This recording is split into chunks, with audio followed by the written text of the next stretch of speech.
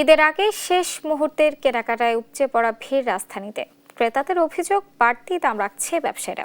তবে অভিযোগ অস্বীকার করেছে ব্যবসায়ীরা। রাজধানীর বিভিন্ন শপিং মল ঘুরে বিস্তারিত জানাচ্ছেন শায়লা খান। বাবা মায়ের হাত ধরে এভাবেই শপিং মলগুলোতে ঘুরে বেড়াচ্ছে শিশুরা। ঈদকে সামনে রেখে নিজেদের পছন্দের পোশাক কিনছেন তারা। আমি জামা কাপড় কিনতে আসছি, আমার পছন্দের জামা সারারা কিনে দিবে, পরে ঘরে আরেকটা সারারা আছে। কি কিনতে আসছো? তো ডিফারেন্টের কালারে থ্রি পিস গুলো। ঈদ যতই ঘনিয়ে আসছে ততই জমে উঠছে শেষ মুহূর্তের কেনাকাটা। রাজধানীর শপিং মল ও মার্কেটগুলোতে এখন ক্রেতাদের উপচে পড়া ভিড়। ক্রেতাদের অভিযোগ, বাড়তি দাম রাখছেন ব্যবসায়ীরা।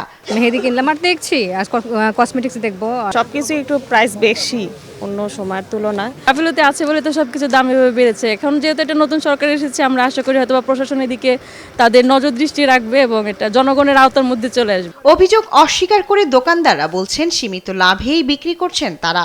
বেচাকেনা বাড়ায় সন্তুষ্ট তারা। দেশি জিনিসের একটা দাম, তারপরে দেশের মধ্যে আরেকটা লোর দাম, ইন্ডিয়ান ড্রেসের দাম, পাকিস্তানি ড্রেসের দাম, ওটা ডিপেন্ড করে আপনার পছন্দের উপরে। সুতি জামাটাই বেশি বিক্রি হচ্ছে। ইয়াংরা জর্জেট আর একটু মুরব্বী যারা, ওনারা সুতি জামা পড়তেছে। যেখানে আমরা কিনে আনি ওরা আমাদের বেশি রাখে, তা আমরা বেশি বলতে আমরা সীমিত লাভ করি। যেমন একটা মালে 100 বা 150 টাকা লাভ করি, এর বেশি না। শুধু শপিং মলগুলোতেই নয়, ফুটপাতেও নিজেদের পছন্দের পোশাক কিনছেন অনেকে। ঈদকে কেন্দ্র করে ব্যবসায়ীরা যেন বাড়তি দাম রাখতে না পারে, সেজন্য সরকারি মনিটরিং বাড়ানোর আহ্বান ক্রেতাদের। শায়লা খান, দেশ টিভি, ঢাকা।